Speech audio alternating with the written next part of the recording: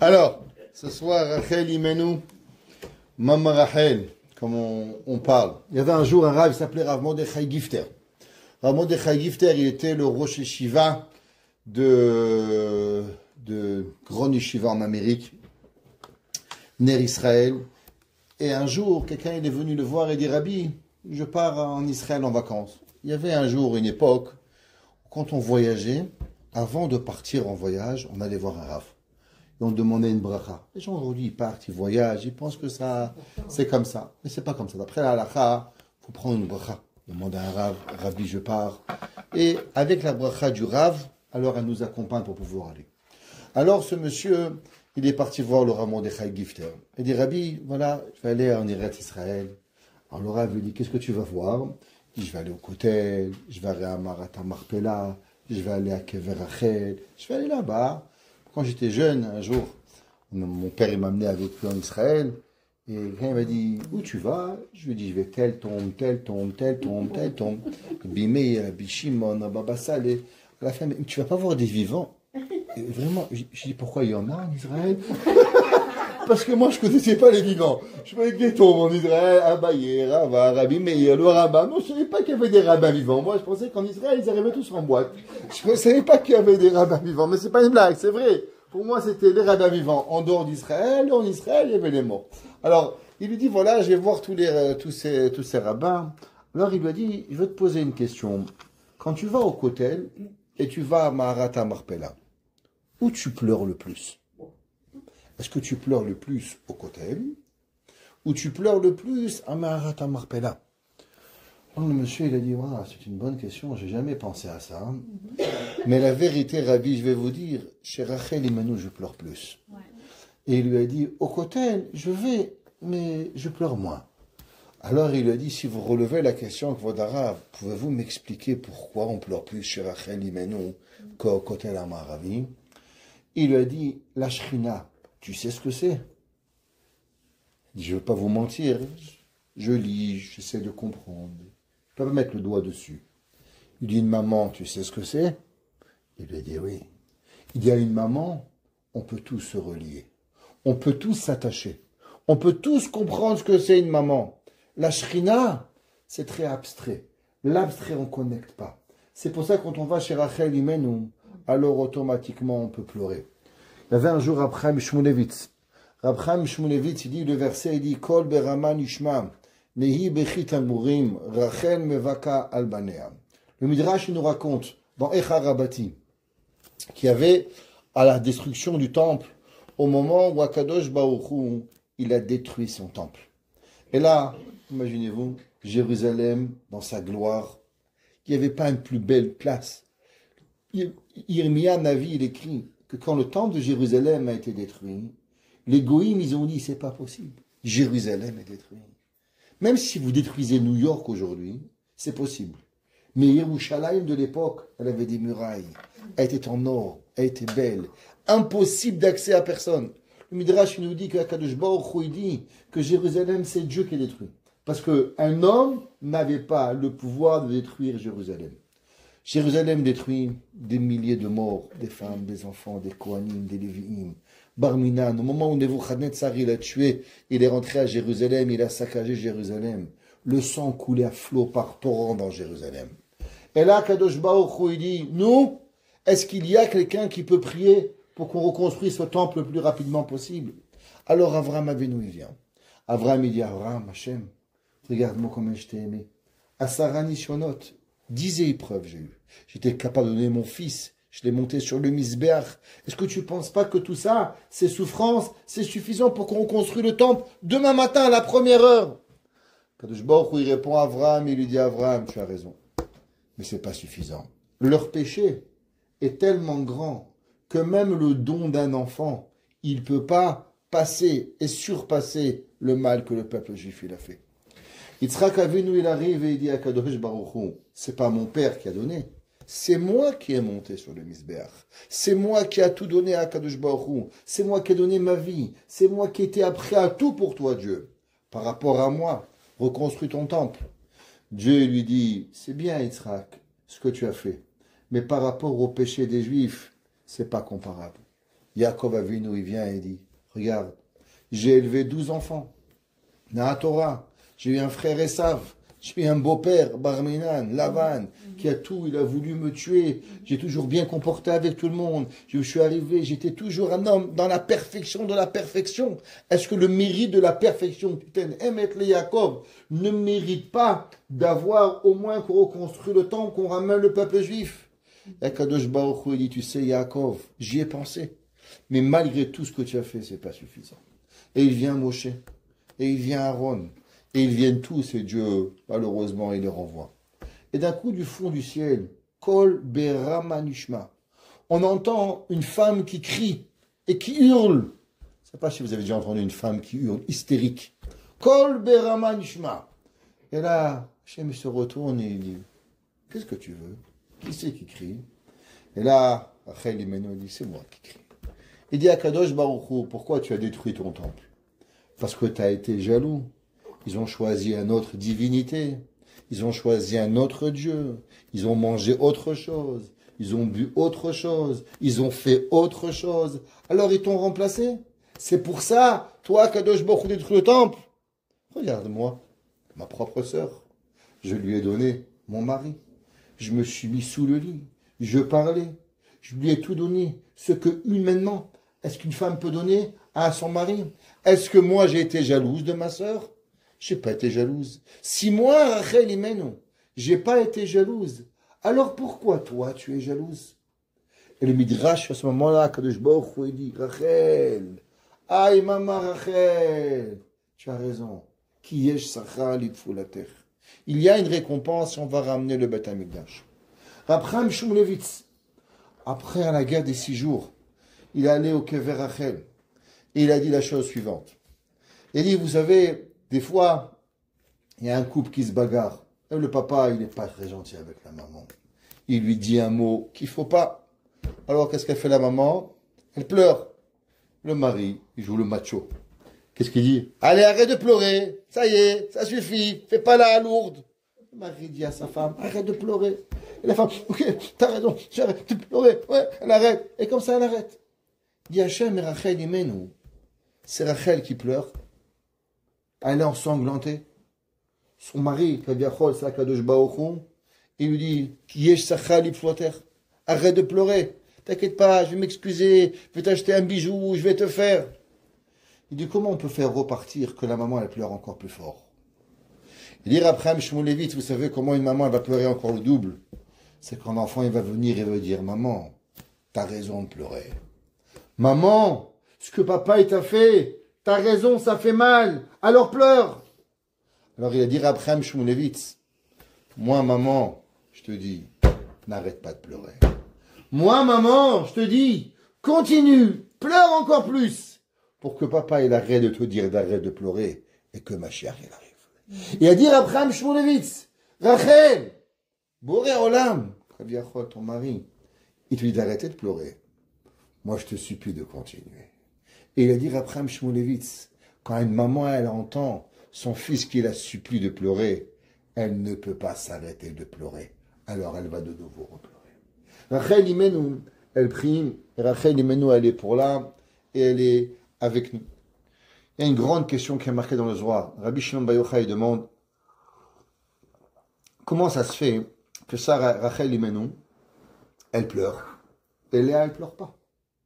Léa, elle a quand même 6 enfants. Reuven, Shimon, Lévi, Yehuda, Issachar, Zevulun, 6. Rachel, elle a 2 enfants. Si Rachel, elle a que 2 enfants, et Rachel, elle pleure, comment ça se fait que Léa, qui a 6 enfants, elle pleure pas? Comme ça qu'il demande Rabbi Shimon Bar Yochai dans le Zohar, comment se fait-il que Léa Imenu, elle pleure pas, et Rachel Imenu, elle pleure? Vous allez me dire, bon, peut-être trait de caractère, Rachel était plus sensible que Léa. Pourtant, le pasteur qui dit Veine, Ene, Léa, Rakot. Les yeux de Léa étaient gonflés de pleurs. Si on vous avait arrêté l'histoire dans la Torah, vous allez demander qui était la Mechila, la plus pleurnicheuse des deux, Rachel ou Léa? Léa était pleurnicheuse. Rachel était souriante. Rachel était belle. Rachel était jolie. Alors, tellement c'était comme ça que chez nous, on dit, dans les livres, marqué les filles qui s'appellent Léa, elles pleurent tout le temps. Elles pleurent. Elles sont des pleurnicheuses, des Léa. C'est comme ça la vie. Ouais, j'espère qu'il n'y a pas une Léa parmi vous, je m'excuse. En tout cas, c'est comme ça que c'est écrit. Que les Léa, elles ont la larme facile. Comme c'est marqué, que les gens qui s'appellent David aussi pleurent vite. Tous les David, ils pleurent beaucoup. Comme David Ameler. David Ameler, il pleurait très facilement. C'est marqué que ceux qui s'appellent David, ils ont aussi cette facilité de pouvoir pleurer. Je ne sais pas si ça marche à tous les coups. David, c'est des hyper.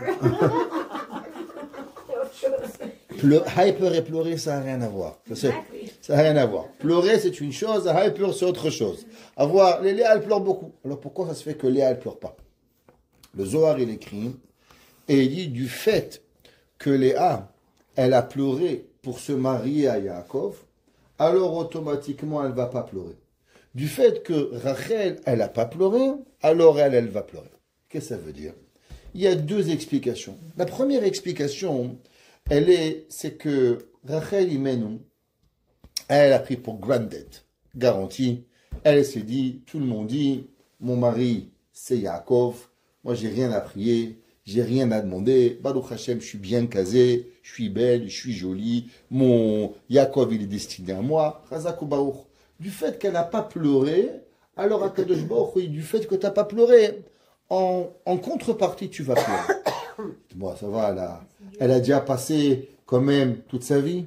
Elle a donné son mari, elle a donné sa vie, elle a perdu d'avoir les 12 Shvatim. Si Rachel s'était mariée avec Yaakov, elle n'aurait pas eu que 2 Shvatim et pas 6 Shvatim. Elle aurait eu, elle, les 12 Shvatim. Elle va donner quelque chose qu'on ne peut pas donner. Les deux choses qu'on va apprendre ce soir sur Rachel Imenu, la première, c'est la prière. La deuxième, c'est le don de soi. Les deux choses de Rachel Imenu. Mais en vérité, comment c'est possible que le Zohar nous dit, comme si que Rachel Imenu, du fait qu'elle n'a pas pleuré, alors elle a été punie qu'elle va pleurer. Et Léa, du fait que elle a pleuré, alors elle va pas pleurer. Qu'est-ce que ça veut dire cette histoire? Les gens, ils font pas attention à la prière. Qu'est-ce que ça veut dire la prière? Qu'est-ce que ça veut dire prier? C'est quoi prier à Kadosh Baruch Hu? Prier, les gens, ils prennent un livre, ah, c'est fini, Baruch Hashem. C'est pas ça une prière. D'abord, une prière, un petit conseil. Une prière, d'abord, il faut avoir un livre. Si vous n'avez pas votre propre livre, c'est pas une prière. Un livre, vous avez à vous, votre livre, où vous allez, prenez votre prière. 2, avoir un stylo, avoir un marqueur avec vous, bien sûr, pas Shabbat, Shalom. Et tous les jours, quand vous priez, vous voyez un mot, vous soulignez, vous allez à un chiour, quelqu'un il parle de quelque chose, prenez le mot, priez, écrivez-le, comprenez. Le livre et les mots de la prière, ils doivent pénétrer en vous. David Amelech, il dit, va ani tefila. Moi, je deviens une prière. Qu'est-ce que ça veut dire, moi, je deviens une prière? C'est que les mots de la tefila, ils doivent se connecter à moi. Il y avait un jour, le Rav, à Montréal, on avait, je ne sais pas si vous avez entendu, le Admour de Skolen. Le Rabbi de Skolen, c'est pas lui qui est décédé à Montréal, pas son père, mais son grand-père. Son grand-père était en Roumanie. Et en Roumanie, me déranger ça, moi c'était ça. Alors, en Roumanie, le Rabbi, il avait fait passer 400 jeunes, durant la Deuxième Guerre mondiale, des enfants et des filles, pour pouvoir se sauver des nazis. Et bien sûr, quelqu'un qui est parti raconter aux nazis. Alors les nazis, ils étaient très fâchés avec lui. Ils ont dit qu'ils vont le tuer, mais ils vont le faire souffrir. Alors ils l'ont pris, ils l'ont déshabillé, ils l'ont mis qu'avec un tricot de peau et une culotte dans une prison, sans kippa, sans rien, et ils l'ont mis comme ça, pour voir un petit peu comment il va réagir. Le Rabbi, il était détruit, et demain soir, on va te tuer. Le Rabbi, il s'est levé le matin, il a dit, waouh, demain, ce soir, je vais mourir. Si ce soir, je vais mourir, il me reste un jour à prier. Alors, je veux prier aujourd'hui, chaque mot de la prière, je veux le prier et je veux comprendre le mot que je veux dire. Alors, il ne savait pas quoi faire, il a pris son tricot de peau, il a mis comme ça sur sa tête, et il a commencé, modé, merci, Annie, moi, les fanecha, chaque mot. Il a commencé à prier Hachem de tout son cœur, mot à mot. Et il est arrivé à Baruch She'amar. Dans Baruch She'amar, c'était écrit là-bas, Baruch Gozer Umkayem. Et là-bas, quand il arrive à ces mots, Baruch Gozer Umkayem, il s'est arrêté.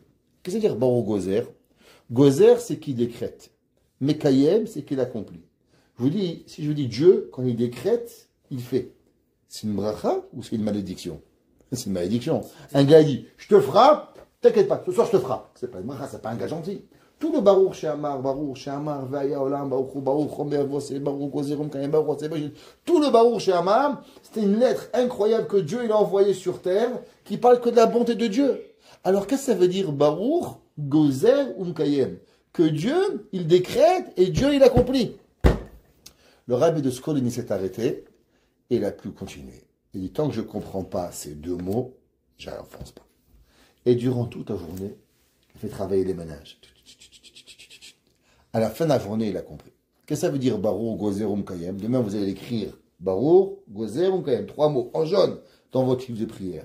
Il a dit, le rabbi de Skolin, Akadosh Baruch Hu, des fois, il déclare et il décide et il donne des choses à des gens. Seulement maintenant, Hachem, il a pitié de nous. Alors Akadosh Baruch Hu, il nous crée la possibilité de pouvoir surmonter. Par exemple, Dieu dit à quelqu'un, tu sais toi, tu vas avoir un pneu crevé. C'est bien. Maintenant, on peut crever à Shibugamo, là-bas à moins 45 quand il fait froid et qu'il n'y a personne qui vous est coincé pendant 6 mois, ou vous crevez devant Foudrerie, à côté là-bas, il y a 6 gars de Chaverim qui vous aident. Les deux, vous avez crevé le pneu. Les deux seulement, un, vous allez avoir de l'aide immédiatement, et l'autre, vous allez souffrir pendant 14 heures. Baruch Gozer, Dieu, même s'il a décrété, ou Mekayem, il te donne la possibilité de surmonter la difficulté pour pouvoir avoir. L'homme, il doit savoir qu'est-ce que ça veut dire la prière. La prière, les gens, ils pensent, c'est un petit mot. On sait que Léa Imenou, elle a prié. Elle a prié. Qu'est-ce qu'elle a prié? Elle a dit, moi, je ne veux pas avoir un mari qui s'appelle Esav. Pourquoi? Parce qu'il lui avait dit la grande pour le grand, le petit pour le petit. La grande, c'était Léa, devait se marier avec Esav. La petite devait se marier avec Yaakov Avinu. Elle a dit, Léa, moi, je ne vais pas me marier avec Yaakov Avinu. Top. Maintenant, avec Esav. Elle n'a jamais pensé se marier avec Yaakov. Elle a dit, juste pas me marier avec Esav. Qu'est-ce qui lui est arrivé par la suite? Il est arrivé que non seulement elle ne s'est pas mariée avec Esav, elle va se marier avec Yaakov et elle va devenir la première femme de Yaakov. Vous savez pourquoi? À cause de la force de la tefila. Les gens, ils pensent que la prière, ça aide. La prière, ça aide pas. La prière, ça crée une nouvelle réalité. La tefila, elle est Baruch, Gozer, Kayem. Akadosh Baruch Hu, il vous crée des nouvelles réalités. Rachel Imenu, elle dit à Kadosh Baruch Hu, je ne comprends pas. Comment tu es jaloux d'Akadosh Baruch Hu? Est-ce que tu sais ce que ça veut dire? Kol beram anishma, nei bechitamur im Rachel mevaka al banea. Chaque jour notre tefila, chaque jour que l'on prie, on doit savoir. C'est marqué dans le Zohar. Est-ce que vous pensez que Rachel Imenu, elle prie seulement pour que Mashiach il arrive? Est-ce que vous pensez qu'elle prie seulement pour cela? Le Zohar dit que Rachel il prie tous les jours. Elle a prié il y a 2000 ans pour que Mashiach il arrive. Et depuis chaque jour, elle prie, et elle prie 2 prières. Première prière, s'il te plaît, Akadosh Baruch Hu, fais que Mashiach y vienne. Et si Mashiach y vient pas, alors s'il te plaît, fais que mes enfants, ils ont la vie facile. Tous les jours, à Hatzot Laila, au milieu de la nuit, Rachel Imenu, elle prie à Dieu cette même prière. S'il te plaît, Dieu, amène Mashiach, libère mes enfants.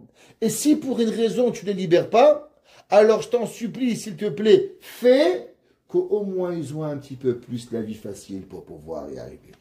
Alors qu'est-ce que ça veut dire que Rachel Imenu, Rachel elle a pas prié, alors automatiquement elle va prier. Prier, c'est quoi prier? Prier, c'est changer des réalités. Prier, c'est quelque chose que la personne, elle va comprendre la force qu'elle va avoir. Rachel Imenu, quand elle va voir sa sœur Léa, quand elle va voir comment Léa, elle était supposée ne rien avoir. Elle n'était pas supposée ni d'avoir un mari, ni d'avoir des enfants, ni d'avoir rien. Mais maintenant, elle est venue et elle va prier et elle va avoir un mari, elle va avoir Léa. Moi, si j'étais Rachel, j'aurais été dépressif. Aujourd'hui, vous savez qu'est-ce que c'est? Les gens, dès qu'ils sont dépressifs, ils ne deviennent pas religieux. Ils enlèvent le chapeau. Le bon Dieu, il n'est pas sympa. Hop, on ne devient pas religieux. On dirait qu'ils attendent ça. Ils attendent ça avec impatience. Dès qu'il m'arrive un problème, crac, on lâche la Torah. On dirait ce qu'ils attendent. Rachel Imenu, qu'est-ce qu'elle a fait?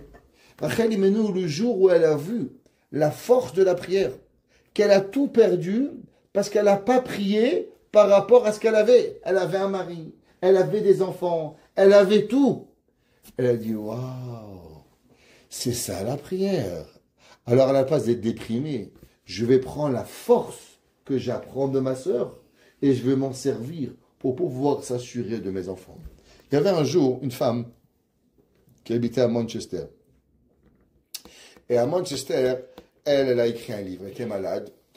Et Barminan, elle a été paralysée depuis très jeune, elle n'avait pas 30 ans, elle est devenue entièrement paralysée. Alors, elle avait une maladie, Dieu préserve, en chaise roulante. Elle pouvait juste parler et elle a été paralysée sur une chaise. Et elle a des shiurim. En tout cas, elle a écrit un livre, elle est décédée il y a quelques années de ça, en Angleterre. Et dans son livre, là-bas, elle a écrit quelque chose d'incroyable. Elle a dit, chaque idiot, on dit en anglais, every fool, hein, en français ça s'appelle un idiot, chaque bête, il est capable de compter les graines dans une pomme. Mais seulement Dieu est capable de compter les fruits qui sortent d'une graine. Pourquoi? Vous plantez une graine, vous avez un pommier. Est-ce que dans un pommier, vous pouvez calculer le nombre de pommes qui vont venir chaque année? Des milliers, des milliers, des milliers, des milliers. Ouvrir une pomme, vous pouvez compter 5, 6 graines, vous avez. Chaque idiot peut calculer le nombre de graines. Mais le résultat de pomme d'une graine, c'est seulement Akadosh Baruch Hu qui peut avoir. Il a dit, qu'est-ce que ça veut dire? Elle a dit, cette madame, que quand on fait un chesed, est-ce qu'une personne, elle est capable de savoir qu'est-ce que ça veut dire un chesed? Vous faites du bien à quelqu'un. Est-ce que vous pouvez concevoir quelle est la répercussion du bien que vous allez faire? Un jour, on était avec la yeshiva, quelqu'un m'a dit, rabbin, j'ai un hôtel à Gaspésie, en Gaspésie. Wow, super. Non, on va aller visiter la Gaspésie, en plein hiver.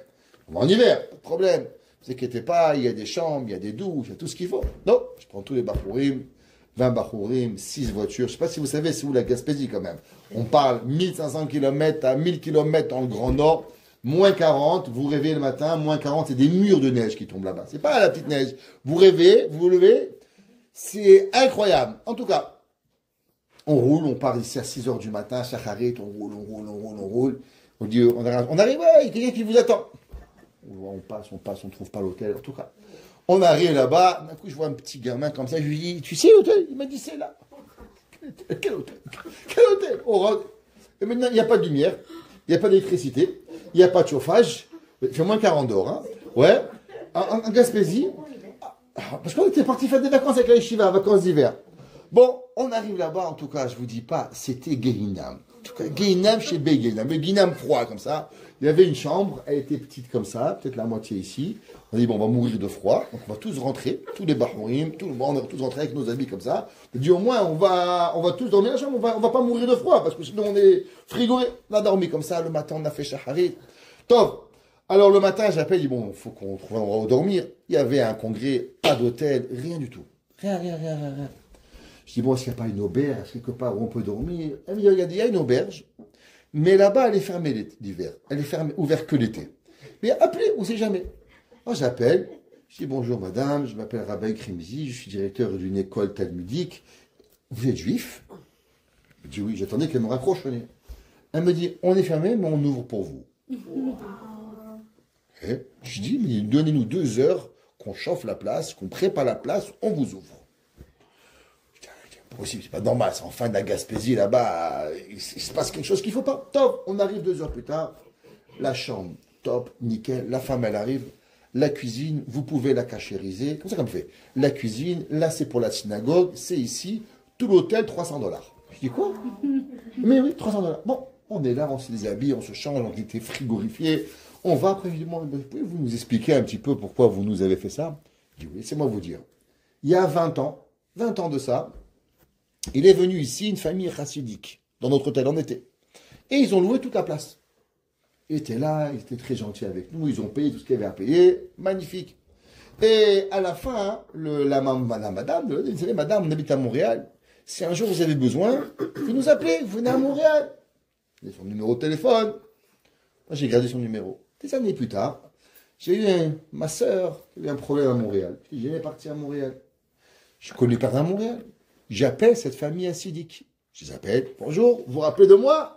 Qui, quoi, il y a 10 ans? Oui, Baruch haba, venez chez nous. Ils m'ont reçu. Ils m'ont nourri. Ils sont occupés de moi. Ils étaient à la maison. Ils étaient très gentils avec moi. J'étais chez eux pendant une semaine. Une goya de Gaspé chez des chassidim de Outremont. Et ils l'ont reçu. Et je reviens à la maison. Et je me suis dit, un jour, je repérerai à la communauté hassidique. Quand vous m'avez dit que vous êtes rabbin, j'ai dit rabbin. Et j'ai fait l'association. J'ai dit, si vous m'avez appelé, elle est venue, regardez, je vous ai pris seulement pour le ménage. $300, 3 jours, un hôtel complet, elle nous a pris. Elle a dit, la femme, un idiot, il peut compter les graines dans une pomme. Mais les pommes qui sortent d'une graine, seulement un Kadosh Baruch Hu, il est capable de compter. Qu'est-ce que ça veut dire?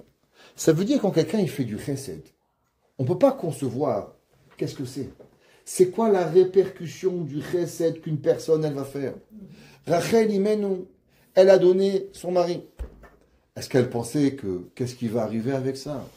Est-ce qu'elle a pensé une seconde? Elle s'est dit, ça y est, mon mari il est parti. Je vais chez mon mari ou avec Esav, parce qu'Esav va venir prendre son dû, ou bien avec un vin du pied, ou bien je ne sais pas avec qui mon père il va me redonner. S'il était capable de m'échanger ma soeur pour 7 ans de travail, alors peut-être pour 14 ans, moi que je suis plus belle, il va me vendre un chameau, je ne sais pas qu'est-ce qu'il va me faire avec. Rachel Imenu, elle n'a pas pensé à rien.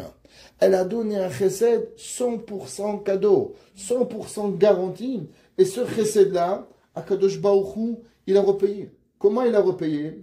Il dit du fait que Rachel Imenu, elle a vu ce que la tfila elle a fait. Elle a donné un chesed incroyable, sans rien avoir. Alors Akadosh Baruch Hu lui dit, maintenant toi, tu vas comprendre ce que c'est, et tu vas pouvoir prier pour pouvoir avoir. Il y avait un jour un rave, il rentre dans une maison, il était moelle. Et il finit la Brit Mila, il rentre dans la cuisine pour se laver les mains, il va dans un coin, il voit une femme qui pleure. La femme, elle pleure, il lui dit, Madame, ça va? Il dit, vous inquiétez pas, monsieur le rabbin. Le Rav, il le regarde, il dit, vous savez, dans la Gemara, c'est écrit, Be'aga be'levi shisichena. Quand un homme il a un souci, il faut le parler. Il dit, rabbin, comment vous voulez que je pleure pas? Je suis marié depuis 10 ans, et ça fait 3 fois que vous êtes dans cette même maison, fait la Brit Mila de ma copine, elle a 3 enfants. Et moi, j'ai pas le droit d'avoir un bébé, moi. Pourquoi elle 3 et moi pas? Le rabbin est un peu perdu, qu'est-ce qu'il va lui répondre? Il dit, vous avez une maladie? Elle dit, non seulement j'ai une maladie, mais le docteur, il a dit que même faire une fécondation in vitro, je ne peux pas. C'est impossible. Alors j'ai une maladie qui s'appelle un tel. Alors le Rav, il dit, vous savez, allez voir votre médecin, demandez-lui s'il accepte de vous donner le nom d'une des patientes qui lui demande. Et que vous prenez sur vous tous les jours de prier pour elle. Tous les jours, priez pour cette madame. Vous êtes fous, c'est illégal, le docteur ne va pas accepter. Il dit, regardez, demandez au docteur. Le docteur, il demande à la madame si elle veut. Ça va faire quoi? Top. Un an après, le rabbin reçoit un appel. Allô? Madame Intel? Oui, monsieur Rabbin Intel? C'est Madame Intel. Vous savez qui je suis? Madame, vous savez, je reçois 400 appels par jour. S'il est comme moi, parce qu'il ne se rappelle même pas quand est-ce qu'il est, le téléphone arrête de sonner. Elle dit, vous savez, la madame qui pleure. Ah oui. Il ne savait pas qu'est-ce qu'elle allait dire. Il dit, oui, qu'est-ce qu'il y a? Il vous appelle de l'hôpital. Tu es déjà morte. Je sais pas quoi dire. Il dit, qu'est-ce qu'il y a? Il dit, non, je viens juste vous dire que je viens d'accoucher d'un bébé naturel aujourd'hui. Comment on a un bébé naturel? Mais il ne peut pas avoir d'un bébé. Il dit, c'est exactement ça que le docteur il se pose comme question. Comment j'ai pu avoir un bébé naturel? Il a dit, le docteur, que si ce n'était pas lui qui m'avait accouché, il aurait pensé que je lui ai menti, que je l'ai adopté. Un docteur, il dit qu'on ne peut pas. Une femme, elle prie, elle change. Akadosh Baruch Hu, il transforme. La seule différence, c'est que les gens, ils ne croient pas à leur prière. Les gens, ils pensent que la tfila, c'est une petite blague, on est là, on fait un peu comme ça, on est là. On n'est pas très sérieux avec la prière. Mais l'homme, il doit savoir qu'en vérité, Akadosh Baruch Hu est tout capable. Akadosh Baruch Hu, il sait tout. Akadosh Baruch Hu, il peut tout faire. Seulement, nous, on doit venir et on doit croire à notre prière tous les jours qui va arriver. Celui qui ne croit pas à sa prière, alors il ne peut pas. Seulement la prière, qu'est-ce que c'est la prière? Chachamim, ils ont dit, généralement, si vous prenez notre prière, ouais, toute la tefila, comment c'est la prière? Toute la tefila, elle n'est jamais au singulier. Hashiveinu, Refainu, Selachlanu, Barech Aleinu, Shema Koleinu. Pourquoi Kadosh Baruch on ne dit pas Shema Koli, Refaini, Ouais, Hachamnou, Baganou, t'as volé. Et tout ça, pourquoi tu accuses les autres? Bagazanou, Dibanou, Dofi. Diban, t'es Dofi. Pourquoi toute ta tefila, elle doit être seulement au pluriel? Pourquoi tefila, elle ne peut pas être au singulier? La réponse, elle est simple. Parce que si la personne, elle pense pour elle, et elle prie pour elle, et elle est égoïste dans sa prière, alors Akadosh Baruch Hu nous regarde à la loupe. Il regarde qu'est-ce qu'on fait, et il dit tu mérites pas, tu es bien, tu es pas bien, Barminan, ça va pas. Mais si quand on prie, jamais on prie pour soi-même. On prie pour ma copine, on prie pour mon copain, on prie pour mon ami, on prie pour mes enfants. On inclut tout le monde qui va venir avec nous, alors automatiquement, on a le mérite de pouvoir prier. Si vous avez compris ça, alors maintenant on va transformer ce que le Midrash il a dit. Qu'est-ce que le Midrash il a dit? Le Midrash il a dit, Léa, du fait qu'elle se demandait et qu'elle priait toujours pour avoir un mari, alors elle ne pourra pas prier, elle ne priera pas. Tandis que Rachel, du fait qu'elle n'a pas prié, alors elle va oui prier. Qu'est-ce que ça veut dire? Quelle a été la prière de Léa? Léa, elle a prié d'avoir un bon mari. Léa, elle a prié d'avoir des bons enfants. Léa, elle a prié ce qu'il fallait, on va dire un gros mot, égoïstement. Ce qu'elle ne voulait pas, Léa, c'est que elle, sa vie, elle soit avec Esav. Elle, ce qu'elle ne voulait pas, c'est qu'elle soit dans la rue. Elle voulait avoir. Hachem, il dit, ah, tu pries pour toi, c'est bien. Mais tu ne pourras pas prier à un moment. Pourquoi? Prier pour le peuple juif. Ce qu'il faut, c'est avoir la prière que la personne, elle ne pense pas à soi-même. Elle va penser à 100% pour autrui. Qu'est-ce que ça veut dire Rachel Imenu? Rachel Imenu, toute sa vie, elle a un seul principe. Depuis le jour où elle est née, jusqu'au jour où elle va quitter ce monde, depuis le jour où elle va dans le ciel, toute sa vie, toute sa prière va avoir qu'une notification. Penser à autrui. Hachem, il dit, ah, tu penses à autrui, alors toi, tu seras dans la route, et toi, tu vas prier, et ta prière, je vais écouter. Prier pour les autres, c'est pas, ah, qu'est-ce que j'ai à faire aujourd'hui? Ah, j'ai rien à faire. Bon, je vais penser à quelqu'un. Il y avait un jour une femme à New York. Elle a écrit un article dans le journal Modia. Et elle a raconté comme quoi elle veut juste faire part de ce que ça veut dire un chesed. Elle n'avait pas d'enfant, malheureusement. Elle était mariée avec un mari gentil. À l'âge de 90 ans, son mari est décédé. Tov, vous savez, à 90 ans, quand vous décédez, généralement, tous les copains ils sont aussi partis avec vous. Ils sont partis. Donc elle est décédée à la Levaya, il y avait le rabbin, le Hazan Sheni, le rabbin Sheni, et elle était à Shiva comme ça, toute seule. Toute seule. Vous savez, à Montréal, on a une communauté incroyable. Les gens ne savent pas. Si vous sortez de Montréal, vous voyez qu'est-ce que c'est les communautés, mais vous revenez en courant. Vous revenez, c'est vrai, il ne fait pas beau, c'est pas Miami, c'est pas... Mais dans d'autres communautés, les gens, les Aveline, ils sont là, ils regardent le mur. Combien de mouches aujourd'hui? Ah, il y a 3 mouches. Ah, il y a 4 mouches. Et pas seulement, même des rabbins. Les gens, ils viennent pas. Allez à Paris. À Paris, aller à une shiva, c'est 3 heures de route aller, 3 heures de route retour. Qui c'est qui va aller? Qui c'est qui va aller? Ici, Baruch Hashem, les gens, ils viennent, ils amènent à manger, ils vous donnent, ils vous font. Il y a quelques autres kélotes. Mais sachez, il faut savoir, si vous savez pas ce que vous avez, vous ne pouvez pas apprécier une Brit Mila, Baruch Hashem, tout le monde vient, un mariage, tout le monde vient, un fiançailles, tout le monde vient. Il y a des gens, des communautés entières où les gens ne viennent pas. C'est pas, un de mes enfants, il s'est marié, je dirais pas où, une grande ville. Et donc, je connaissais beaucoup de monde dans cette ville. Le beau-père, très, très social, il a 3 amis à lui qui sont venus. Moi, j'avais 45, je suis là. Mais je comprends pas. C'est vous qui venez de ma ville ou c'est moi qui viens de ma ville? Pourquoi vous avez 50 ans et moi j'ai 3 invités? C'est les gens, ils viennent, ils ne se déplacent pas. Ouais, c'est tard, ils viennent pas au smachot. Même au smachot, ils viennent pas. Cette femme, elle a écrit dans ce texte qu'il y avait un couple qui est venu. Il est venu, ils se sont assis, ils ont fait une shiva, ils sont restés, ils ont des gâteaux. Alors après, la madame elle a demandé, est-ce que vous connaissiez mon mari? Elle a dit non. Elle dit, vous êtes de la synagogue de mon mari? Il lui a dit non. Et alors, pourquoi vous êtes là? Il dit, mon mari et moi, chaque semaine, vous savez, dans les annonces, dans le journal, ils disent, telle personne est niftar, telle personne est niftar. On prend 3 personnes au hasard et on va les voir. C'est pas important qui, c'est pas important quoi. On va les voir. Et cette semaine, vous faisiez partie des 3 personnes. Alors on est venu être Mekaïm et Mitzvah. Il dit, mais juste comme ça, juste pour la Mitzvah. Il dit, juste comme ça, sans rien. Et la femme, elle a dit, vous ne pouvez pas savoir à quelle joie, quand elle a juste vu quelqu'un qui a toqué à sa porte pour pouvoir venir, à quelle joie elle a eu. Il y a un jeune garçon qui a eu malheureusement un accident et il a été très très très malade dans le coma et il s'est réveillé, en tout cas, il était longtemps à l'hôpital. Quand il était à l'hôpital, à la fin, il a fait ce da'a, il s'est réveillé et il a dit, vous ne pouvez pas savoir qu'est-ce que ça veut dire Bikur Cholim. Vous ne comprenez pas. J'étais paralysé, j'étais tout mon corps, j'avais que ma tête et je pouvais regarder que le plafond. Vous voyez que le plafond, tout ce que je regardais. Combien d'heures vous pouvez regarder les mouches? Littéralement, combien d'heures vous pouvez regarder les taches sur le plafond? Je les connaissais tous, je connaissais les formes de chaque tache sur le plafond de l'hôpital pendant 6 mois. Et j'avais demandé qu'on me mette juste une horloge sur le plafond, que je sache, c'est le matin, c'est l'après-midi, c'est le soir. Au moins j'ai une notion de ce qui se passe. Alors on m'avait mis sur mon plafond, vous savez, ils mettent une montre aujourd'hui, et qui reflète sur le... Alors comme ça me donnait 7h, 8h, 9h. Et il y avait des gens qui rentraient. Ils venaient me voir.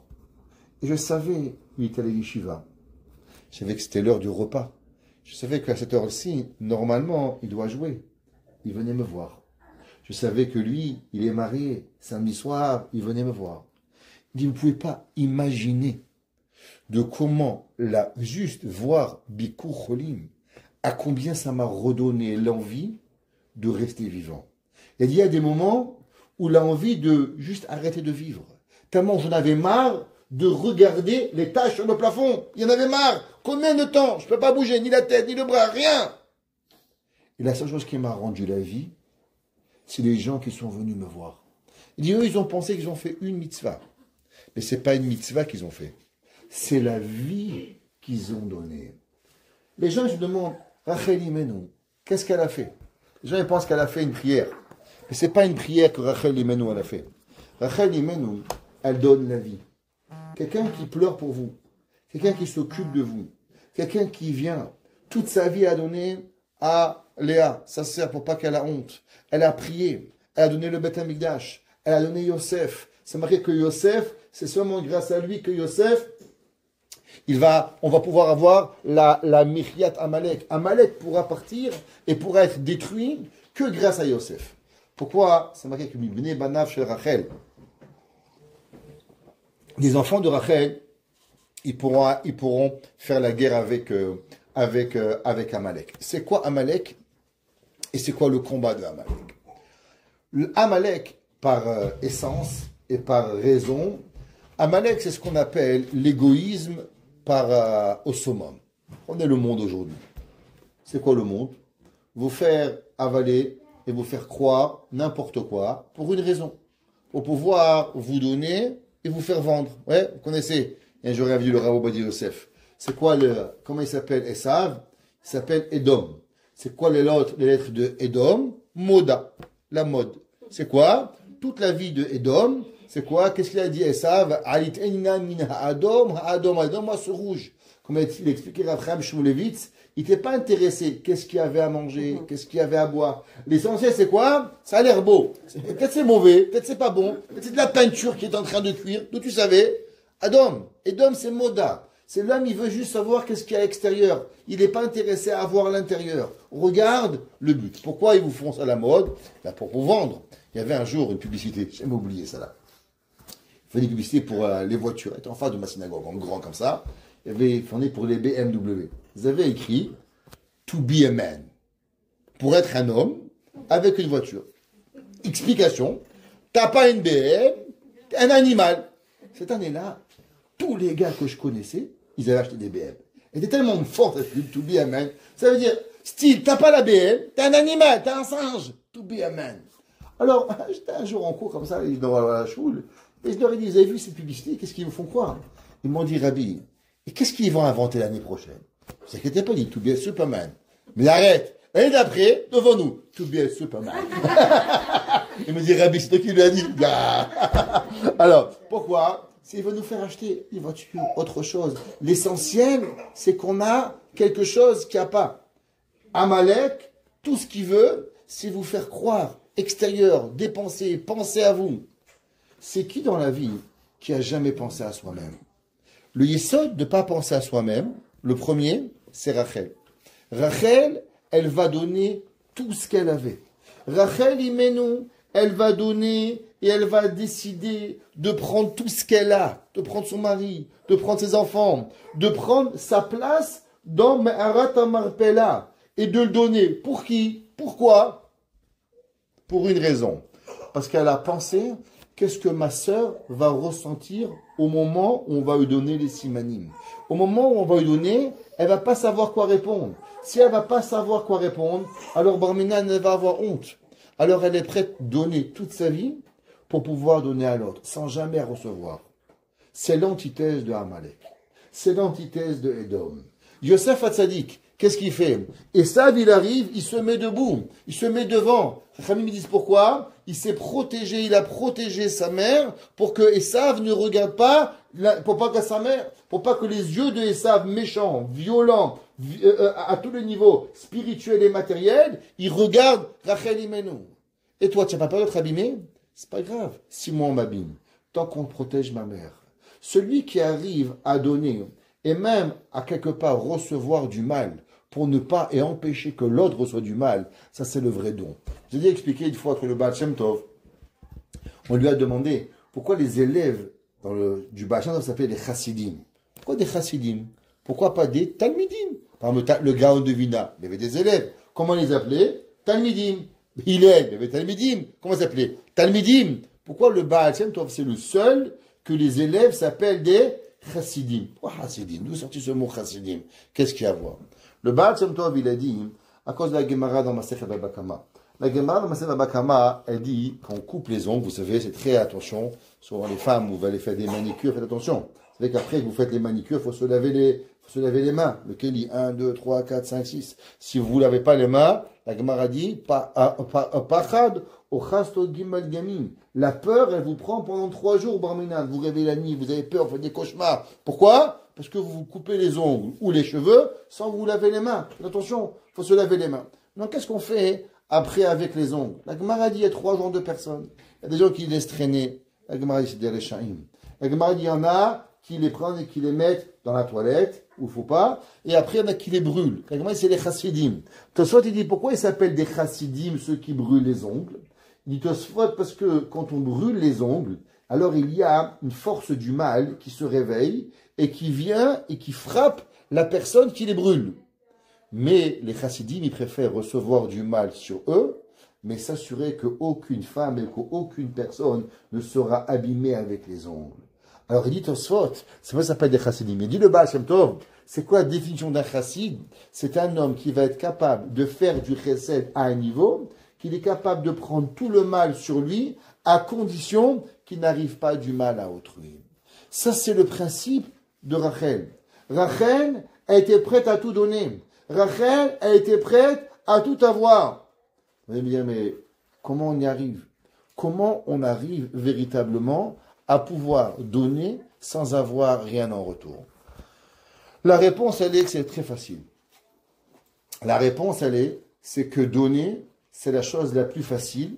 Et en vérité, Akadosh Baruch Hu nous a créé avec, à l'intérieur de nous, cette facilité de donner. Le Gemara a dit, Olam Chesed Yibane. Akadosh Baruch Hu, il n'avait rien besoin. Dieu, il n'a pas faim, il n'a pas soif, il n'a pas d'envie, il n'a rien. Alors pourquoi Dieu, il a créé le monde? La Gemara dit, Olam Chesed Yibane. Dieu, il a eu envie de pouvoir donner. Donc ça veut dire que nous sommes le résultat d'un don gratuit. C'est ça que l'homme, il est. L'homme, il est le résultat d'un don qu'Akadosh Baruch Hu a décidé de devoir donner gratuitement, sans avoir rien en retour. Qu'est-ce que vous pouvez donner à Dieu? Vous pouvez rendre à Akadosh Baruch Hu quelque chose? Vous pouvez donner à quelque chose? C'est pour ça que tout le monde y connaît. C'est marqué à propos de Machasta Shekel, du demi-shekel. Venatenu ishkofer nafsho. C'est marqué le Baaturim, Venatenu. Vav, Nun, Taf, Nun, Vav. Les lettres Venatenu, elles se disent à l'endroit et à l'envers. Pourquoi? Parce que quand tu donnes, en vérité, tu fais que prendre. Ça n'existe pas donner à Dieu. Personne donne à Dieu. Si vous avez trouvé une personne que Dieu il lui doit quelque chose, appelez-moi. Ça n'existe pas. Il a dit, Yov, tous ceux qui donnent à Dieu, ils sont jamais déficitaires. On est seulement bénéficiaire de donner à Kadosh Baruch Hu. J'ai rencontré un jour un monsieur qui m'a raconté, il a une école en Israël. Une école en Israël. Et il allait de Borough Park à Williamsburg pour ramasser de l'argent, chez les Satmar. D'un coup, quand il appelle, tu sais, dans la synagogue où tu vas, il y a déjà un gars là-bas. Il y a déjà un gars qui est déjà là-bas. Tu peux venir, bon, mais c'est pas top. Il s'est dit, regarde, je le connais. Lui, il a 20 élèves dans ses écoles. Moi, j'ai 500 élèves. Si je vais aller là-bas, il va parler. Je vais parler. Il va dire combien il vient d'ouvrir son école. Il a 20 élèves. Moi, j'ai 500 élèves. Ils vont lui donner $1. Ils vont me donner à moi $100. C'est pas très gentil. Au moins, aujourd'hui, qu'ils donnent ce qu'ils veulent. Ce sera pas mon problème à moi de pouvoir me mêler. Tov, il dit au chauffeur, s'il te plaît, trouve une synagogue. On va s'arrêter pour prier. Tu me ramèneras à Borough Park. Top, le gars il y a une synagogue, bien, c'est bon, on s'arrête, on va prier. Il va, il fait shacharit, et après la file à la minienne de 10, 12 personnes comme ça, il dit, qu'est-ce que je vais pas, il dit, mon ramage que je peux parler, il dit, allez-y. Il dit, voilà monsieur, j'ai une école à Beth Shemesh, j'ai 500 élèves, ceux qui pourront m'aider, chaque dollar, 100% remis à la place. Top, il y a un gars, il vient le voir et lui dit, comment tu t'appelles, qui tu es, à qui faire le chèque, qui c'est que tu te connais. Il dit, bah, dis-moi. Il ne dit rien, il lui répond dans sa tête, il se dit, ben, c'est un peu bizarre celui-là, il me pose toutes ces questions, on dirait qu'il me fait une aide d'engagement, quoi. Top, il va, chacun lui fait des petits chèques, il revient, il part. Le soir, il voit un chèque, $26 000. J'ai $26 000. Qui c'est qui m'a donné $26 000? Je ne suis même pas au courant. Alors il va, il dit sûrement un gars, le pauvre s'est trompé, il voulait écrire $26, 26 000, et il s'est trompé, il écrit $26 000. Il appelle, il dit, bonjour monsieur, je pense qu'il y a une erreur, vous avez fait un chèque de $26 000. C'est sûrement une erreur, vous vouliez écrire $26. Je dis, non, je voulais écrire $26, $26 000. Il dit, où vous êtes? Il dit, mais ce matin, vous n'étiez pas à la synagogue ou quoi? Il dit, oui, c'est moi qui vous ai posé toutes les questions. Il dit, regardez, je vais être à Jérusalem là, le mois prochain. Si c'est votre école, elle me plaît, je vous ferai un gros montant d'argent encore beaucoup plus grand. Le gars, il dit, pas de problème, il lui envoie le reçu. Il est surpris, un gars, il donne 26 000 comme ça, une petite synagogue, il est super content. En tout cas, je dis, là-bas, chez les Chassidim, j'aurais fait $10 000, là, j'ai eu 26 000, top. Le gars, il revient, un mois après, il revient en Israël, le gars, il lui a donné $450 000. Ok? Millionnaire, il lui a payé, il dit, machin, un ciel. Il m'a dit, regarde, pourquoi je te raconte ça? Il m'a dit, tu crois, toi, que tu fais un petit chesed, tu es gentil, c'est toi le bon gars, qui veut pas déranger. C'est toi, tu fais rien du tout. Toi, tu fais une petite mitzvah, Akadosh Baruch Hu, il te la rembourse, fois 1000, fois 10 000, fois 100 000. Il m'a dit toute mon histoire de ramasser 30 ans d'argent, j'ai jamais eu un gars qui m'a donné $450 000.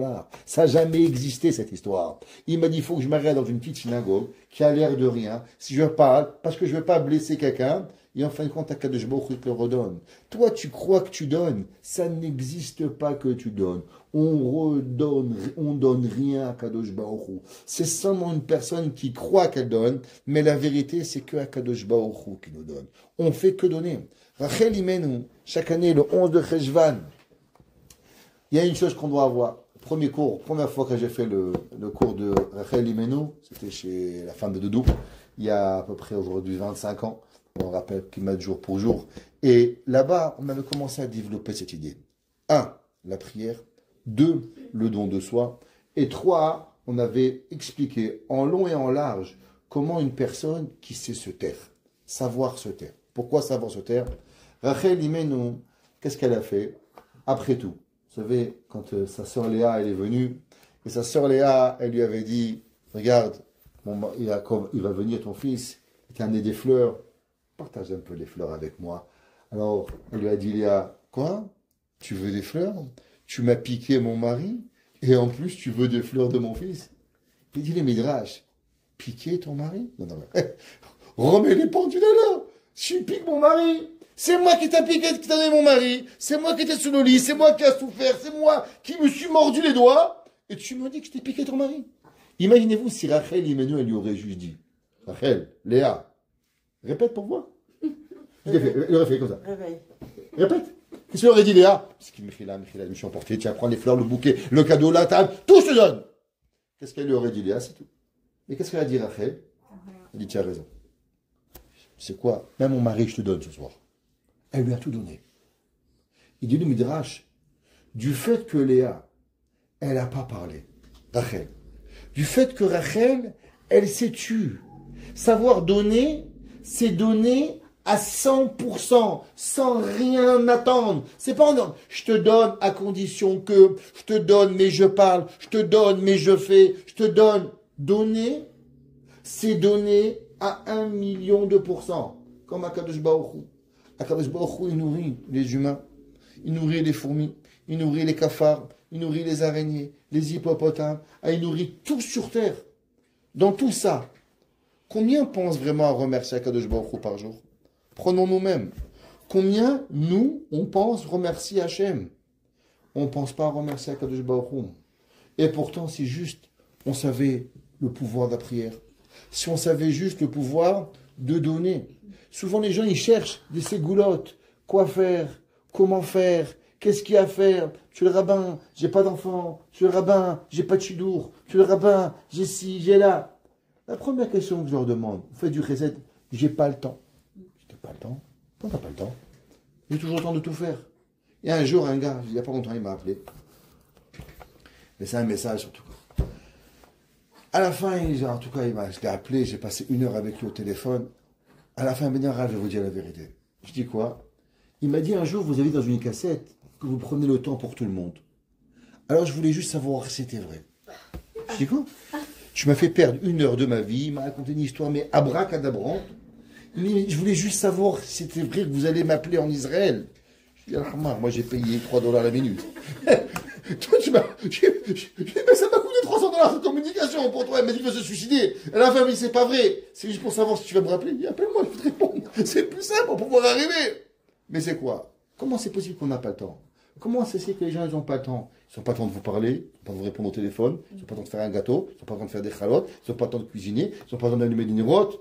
Je dis la dernière fois qu'une femme elle m'a dit, monsieur le rabbin, c'est vrai quand on oublie une nérote, on doit rallumer la semaine d'après. Je dis pas pourquoi, comment? Elle dit moi parce que j'allume quand ça me tente. Je dis quoi? Je dis ouais, moi quand ça me tente, j'allume une nérote. C'est dire quand ça me tente.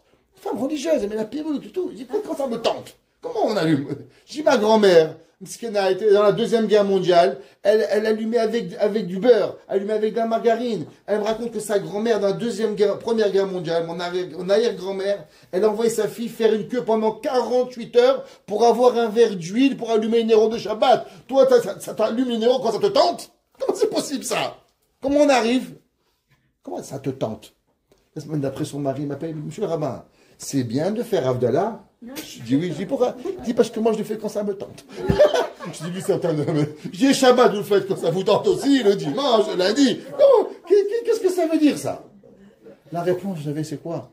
Ça fait, c'est pas, je juge pas. Mais la vérité, si Hachem il m'a envoyé ça dans mes oreilles, c'est pour une chose. C'est parce que eux, on ne va pas les juger que Dieu les aide, qui leur donne la santé, la joie, le bonheur. Je ne suis pas le bon Dieu, moi. Je suis mieux qu'eux. Moi, je ne suis pas mieux qu'eux. Mais si Hachem il m'a donné à moi à entendre ça, c'est parce que nous, on doit avoir une chose. Et on doit faire une chose. Aujourd'hui, quand on fait une mitzvah, on veut avoir sur place. Les gens m'appellent, monsieur le rabbin, c'est quoi la ségoula de Shaharit? C'est quoi la ségoula de Mincha? C'est quoi la ségoula du Shabbat? Il faut que des ségoulottes. Il faut avoir un ségoula. Ils veulent, si je fais ça, qu'est-ce que je vais avoir? Si je fais ça, qu'est-ce que je fais? Tu vas rien avoir. Tu vas rien avoir. Couvre-toi la tête, tu n'auras rien. Shabbat, tu n'auras rien. Kashrut, tu n'auras rien. Tu auras fait la mitzvah d'Akadosh Baruch Hu. C'est tellement compliqué de faire une mitzvah. C'est tellement compliqué de faire pour faire. Pourquoi on doit toujours faire à condition de? Le monde, il est rentré dans un monde où on doit toujours faire pour Ségoula de donner tzedaka, pour faire Shabbat, pour. Ça suffit. C'est pas possible. Vous donnez Shabbat parce que Dieu l'a dit. Faites Kashrut parce que Dieu l'a dit. Vous n'allez rien avoir en retour. Zéro. C'est pas grave. Au moins, vous aurez fait un chesed gratuit pour quelqu'un. Je dis pourquoi nos parents, nos grands-parents, ils ont fait des enfants, des petits-enfants pour avoir quelque chose? Ils n'ont rien fait. C'est pas ça la vie.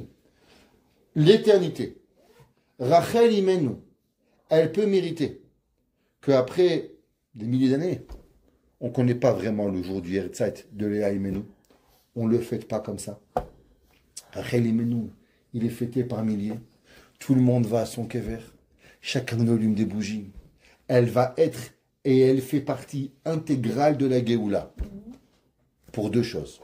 La Gemara dit, la première, c'est la prière. Il n'existe pas un monde sans prière. Si on veut être Mekarev la Géoula, la première chose qu'on doit augmenter, la prière. Pour ça, achetez un livre de prière. Écrivez ce que vous écrivez. Chaque cours de Torah que vous avez une petite idée, soulignez-la en stylo, en crayon. Comprenez chaque mot. Arrêtez de faire du gobage, du global. Vous ne savez pas ce que vous dites à moitié. Prenez la prière. Première bracha, deuxième bracha, troisième bracha. C'est pas compliqué. Si chaque semaine, vous travaillez sur une bracha, en 19 semaines, vous connaissez la Shemona Esrei à la perfection.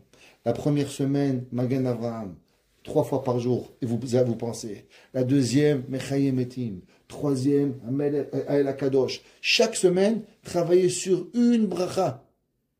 En 18 semaines, vous connaissez 19 semaines, la Shemona Esrei à la perfection. Qu'est-ce que c'est une bracha? En tout et pour tout, il y a 12 mots. Apprendre 12 mots en une semaine, c'est pas compliqué, non? C'est 2 mots par jour qui vont se répéter. Ashivenu, Avinu. C'est quoi Avinu? C'est quoi Avinu? Non, vous connaissez. C'est l'ach, l'anou, Avinu. C'est quoi Avinu? Vous avez appris. C'est l'ach, l'anou. En répétez. En une semaine, vous apprenez. Vous êtes une experte de la prière. Savoir. Après, vous passez aux autres. En un an, vous pouvez connaître la tfila, non seulement les mots, avec l'intégration, avec chaque chose. Quand vous ouvrez le sidour qui vous parle, les gens y pensent, ils disent, ben, c'est lourd la prière. Je suis sûr, quand on lit en chinois, c'est très très lourd. Je dis, moi, vous êtes une tzadékette, madame. Vous ne comprenez pas ce que vous dites, ça fait 20 ans que vous le dites. Je ne sais pas comment vous êtes arrivé. Moi, ça fait longtemps que j'aurais démissionné. Comprendre chaque mot, la tfila. Avoir. Et numéro 2, c'est marqué dans les livres. On va les monter au ciel. Écoutez ça. C'est marqué dans le Roker. Le Roker, il dit qu'Avraham Avinu, c'est marqué vers Avraham Zaken Baba Yamim. Et Avraham était vieux, il est venu avec ses jours. Il dit le Roker, pourquoi Avraham c'est le seul qui est marqué Baba Yamim? Parce qu'Avraham il avait une mida, la mida de Chesed. C'est marqué dans le ciel, 1er janvier, Aleph Nissan, Bet Nissan, Gimel Nissan, Vav Nissan. Il dit maintenant il manque le He Nissan. Il dit le He Nissan, j'ai fait Shabbat. C'est pas écrit. Il dit pourquoi? Il dit les Sfarim, Roker, si vous n'avez pas fait un chesed un jour, toutes les mitzvot que vous avez fait ce jour-là, elles ne sont pas comptées. Ça veut dire que vous allez avoir des manques. Aleph Nissan, Zayin Nissan, Tet Nissan, Yud Nissan, Chaf Nissan. Mais j'ai fait Shabbat, Kashrut, Filet, où ils sont tous mes mitzvot? Désolé, ces jours-là, tu n'as pas fait de chesed. Quand tu ne fais pas de chesed, tous les mitzvot, elles ne peuvent pas. Parce que ça veut dire, quand tu ne fais pas du chesed, que la mitzvah que tu fais, elle est intéressée. Et la seule façon d'avoir une mitzvah qui est désintéressée, il faut que tu me mènes une preuve. Et c'est quoi la preuve? La preuve, c'est le chesed. Rachel Imenu nous a donné un nouveau concept de chesed. Un concept de chesed désintéressé. Si vous avez quelque chose et vous gagnez, vous n'avez pas donné, vous avez pris. Le but, c'est pas de donner. Le but, c'est pas de prendre. Le but est de donner. N'oubliez pas, le monde extérieur, il veut qu'une seule chose, prendre de vous. Toutes les marques, vous ne savez pas de vous faire la plus belle et le plus beau. Parce que si c'était comme ça, vous créeriez une superbe robe qui pourrait tout marcher. Ils vous font croire. Mais ce qu'ils veulent, c'est que vous rachetez, et vous rachetez, et vous rachetez, et la mode, et le ci, et le là, pour avoir que de vous prendre. J'aime vous donner.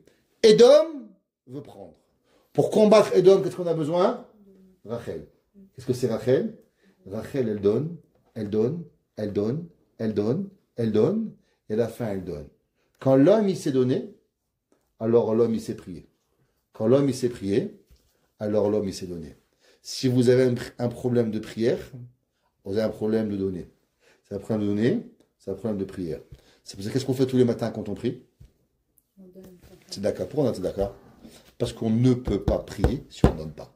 La prière est associée obligatoirement au chesed. Et regardez, tous les endroits où on donne, on prie. Tous les endroits où on prie, on donne. Et les deux, ils sont indissociables de pouvoir être arrivés. Et c'est pour ça que Léa, elle a prié. Mais elle a prié avec un intérêt d'avoir. Dieu lui dit, ah, t'as prié pour un intérêt. tu ne pourras pas être dehors pour prier. Parce que pour être dehors pour prier, il faut avoir quelque chose d'autre. Il faut savoir donner dans un désintéressement total. Alors, Kol Berama Nishman et Iberechit Amurim, Rachel Mevaka Albana, Me'ana Leinachem, Ki Yesh Sachar Lipfulater, que il y a pour elle une récompense, que il écoute la prière de Rachel Imenu, qu'ensemble, on puisse tous être à Mashiach Tzidkenu et revoir Rachel Imenu, qui va être à nos côtés et qui va nous accompagner depuis des millénaires. Et ensemble, on verra tous Mashiach Tzidkenu en santé, avec des hatanim, avec des calottes, avec des bons enfants, dans la joie, la santé, sans maladie, sans rien, et qu'ensemble, on puisse tous être, vivre et revivre les bontés du monde. Amen.